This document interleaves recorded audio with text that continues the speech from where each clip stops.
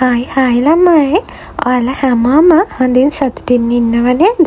ඉතින් ඔයාලගේ දවස ලස්සන වෙන්න කියලා මමත් හදවතින්ම ප්‍රාර්ථනා කරනවා.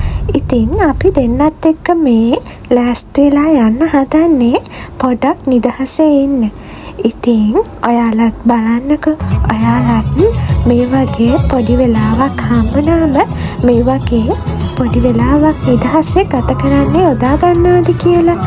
ඇත්තටම අපි කාර්යබහුල වෙලා ඉන්න ජීවිතෙන් පොඩ්ඩක් මිදිලා මේ වගේ පොඩි වෙලාවක් නිදහසේ Taman කැමතිම දෙයක් කරනවා කියන්නේ අපේ හිතට මාර සැනසීමක්.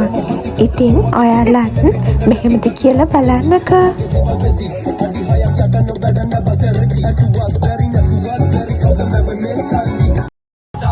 ජපානයේ හැමතැනම සද්ද කරන්න බෑනේ.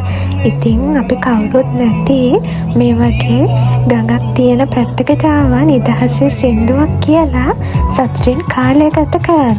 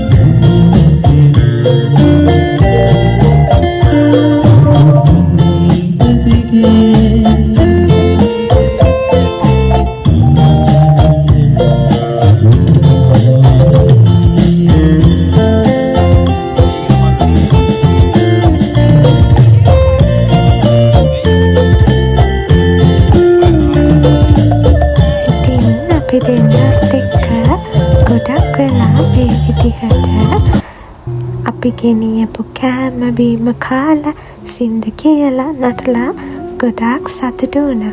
හරිම නිදහසෙන් කාලය ගත කරා. හවස් වෙනකම්ම අපි මෙතන හිටියා.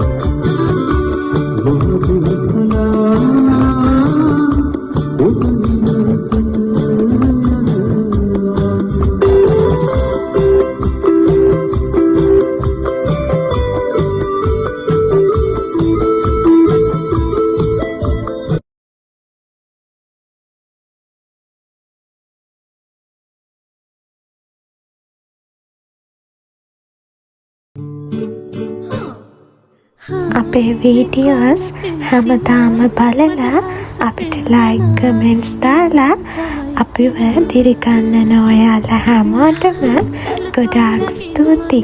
ඒ වගේම මේ වගේම හැමදාම ආදරෙන් අපිත් එක්ක දිගටම ඉන්න කියලා මම ඔයාලගෙන් ඉල්ලනවා.